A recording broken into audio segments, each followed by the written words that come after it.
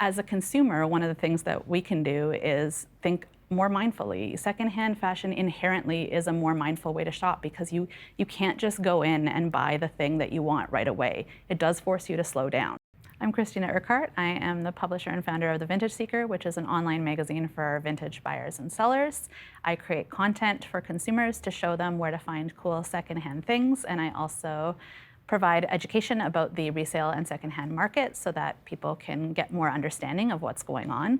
I have always loved buying secondhand. I started in the furniture and decor world, and then I kind of moved into the fashion world. I've been very entrenched in the Toronto vintage community for a number of years, and this was my pandemic project. So I decided to do something creative, and I wanted to create a space that would provide information for consumers and for sellers because there wasn't a lot that existed in a sort of modern format. You know, I'm very active on social media. I've got newsletters and a website. So that taking that old world of vintage and antiques and putting a new spin on it. And that's kind of where the idea started, and it's evolved over time. And now I'm very involved in the reselling community itself and listening to what they have to say and trying to condense it and repackage it and get it out to consumers. So that's a big part of what I'm doing. The major platforms in Canada that you can find items that are being resold include Poshmark and Facebook Marketplace. Those are two big ones for reselling clothing. There's also Depop, there's eBay, there's Etsy. There's a number of resale apps that are available. There's a few that are up and coming as well. There's one called Starluv, STARLUV. Those are the big five. I can't speculate why they showed up in the first place. I would hedge a bet that some of the platforms are there because there's an opportunity in the marketplace. There's a huge group of people who want to buy and sell, and these companies are trying to fill that void. So I can't say that they necessarily are sustainable 100% focused, but they are helping to contribute to this idea of reusing the things that we already have. Poshmark and Facebook Marketplace are probably two of the biggest. There is clothing sold on Etsy, but there is a real community around these. So Poshmark in particular, they have built a platform that allows people to come together and have parties, live shows, all kinds of things. So people really have a tie to that app. They want to continue using it. It would be very hard to draw them away from that app if there's already something that's providing the thing that they need. And then Facebook Marketplace is, one of those places we all know we take our risks when we use Facebook Marketplace, but it's very easy because there's no fees, there's nothing really happening. You just set up your own meeting with a buyer and seller, and you can kind of go from there. Vinted actually doesn't allow businesses to sell on its app. So by the time that it came to Canada in 2021, we had already seen this steady climb of people who were very interested in buying and selling. COVID happened, people were reaching into their closets and wanting to sell products from them and starting small businesses on the side of their desk, basically. So because they weren't able to do that on that app, it was purely for person to person. I think it was really hard to draw people off of the platforms they were already using, like Facebook Marketplace already exists for that in Canada. So Vinted, I think, had a hard time marketing to people. There wasn't a lot of outreach to let people know that it was here in the first place. I didn't know a lot of people who were using it. So that experience, I think, had something to do with the fact that they pulled out. Having something new they really need to impress people in order to make it last. So overconsumption is tied to secondhand, absolutely. I think it's important as consumers that we remember that these resale marketplaces that are owned by companies like H&M, they have other goals, right? They want people to come onto their website to, yes, browse their secondhand items, but they also want you to stick around and look at all of the new items.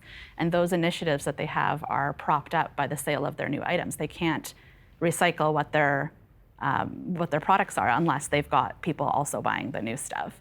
So that is a very insidious thing that is part of our culture. We are constantly being sold to. We are constantly, even in the secondhand space, people are selling products to you. Of course they are. They have small businesses. They want you to buy their products. So as a consumer, one of the things that we can do is think more mindfully. Secondhand fashion inherently is a more mindful way to shop because you can't just go in and buy the thing that you want right away. It does force you to slow down. There are a lot of haul videos online showing people who are grabbing all kinds of stuff. It might be secondhand, but they're still participating in that mindset that a lot of consumers participate in with fast fashion. So, we want to be careful of that. We want to be mindful of that. But for the most part, secondhand fashion requires you to stop and think a little bit, because you generally can't go in and find the thing that you want right away. It does take a little bit more time. The pricing conversation is difficult because when we're talking about people who sell secondhand goods, they have a value in their service that they have to build into the price. So the price is never going to be the same as what you might find at a thrift store. However, there are always going to be people who are going to take advantage of an environment or take advantage of the market. There's going to be a wide range of people in any sector. So in this one, it's the exact same. We have people who are really trying to keep their prices affordable. We have people who want to make a living wage doing what they're doing, which is absolutely fair. And then, of course, we have people who are going to take advantage. So as a consumer, the best thing that you can do is to learn more about what it is that you're buying. If you're interested in vintage Levi's denim, doing your research and finding out how the different colored labels actually affect the price in the end and why some are more valuable than other. That'll help you to train yourself as you are shopping so that you can recognize, okay, this is a good deal. I understand why this is priced this much because this person went out and sourced it, they cleaned it, they repaired it, they're doing all these things to it. And those will help you make those connections. There is a difference between a thrift store and a secondhand store. So a thrift store will receive its product from charities. So basically, when you donate your clothing to those clothing bins, charities will collect all of that clothing, bale it up, and they'll sell it to Value Village or Goodwill for a fee, a flat fee. After they do that, the charity is out of the picture. That's the point when the thrift store has paid the charity. There's no more direct helping the charity after that. Then the thrift store has all the items and they can turn around and put them on their shop floor. They also are receiving products for free from people who just drop off boxes of stuff at the back of the store. So they have all of this inventory, and at that point, it's up to them to do what they please with it, right? So we as a public are sort of under this impression that thrift stores are there to help people in need, and that is what they were there for historically. However, thrift stores have evolved over time, and some of them are for-profit corporations now, and they have goals, right? They want to increase their profits. So the pricing things that we are seeing on the floor at the thrift store, price increases that we are seeing on the floor at the thrift store, are reflective of the thrift store's goals to essentially make more money, right? Anybody can shop at the thrift store. You don't have to be, without means to shop at the thrift store. You can enjoy it as an activity. Thrifting is an activity.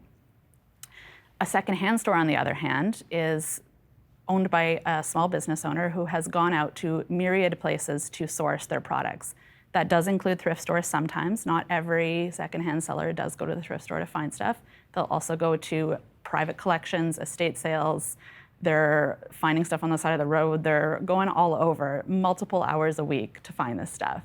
And they are adding a level of service that the thrift store isn't adding, right? They are cleaning the items, they are repairing the items, they are photographing the items if they're an online seller, they're merchandising the items if they're in a store. They have the same kind of labor costs that a thrift store would have in terms of paying their employees, paying their rent, all that kind of stuff.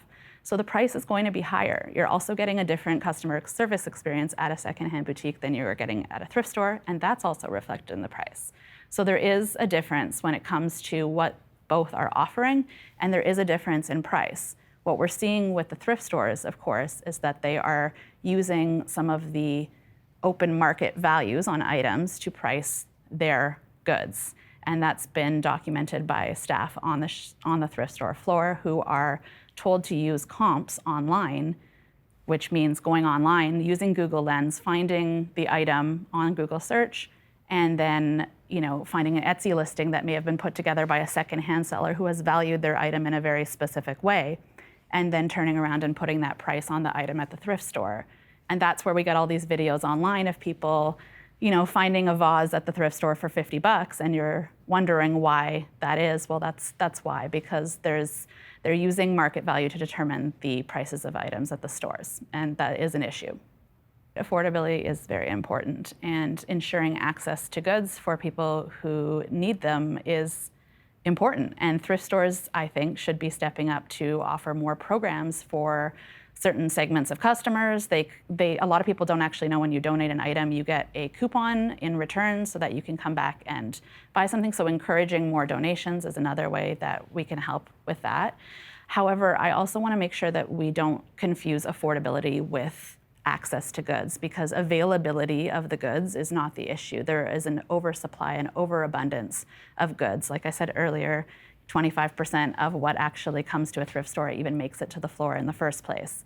So it's not about the goods themselves, it's about the access to the prices. And the prices are too high on some of those trendy items. So thrift stores can definitely help. Consumers can also help. They can go and do their thrifting at independent stores that are keeping their prices low for their community, because those do still exist. We can also see more funding towards government funding towards programs, municipal programs that would ensure access to clothing for people who need it. And so that's something that's a little bit different than what we've historically done in the past. We've relied on thrift stores to provide this service, and not all of them are necessarily providing that service, because that's one segment of their customer base now. Their customer base has changed over the years.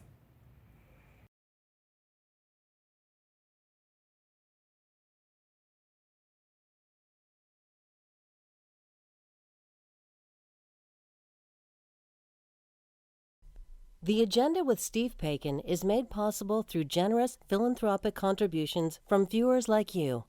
Thank you for supporting TVO's journalism.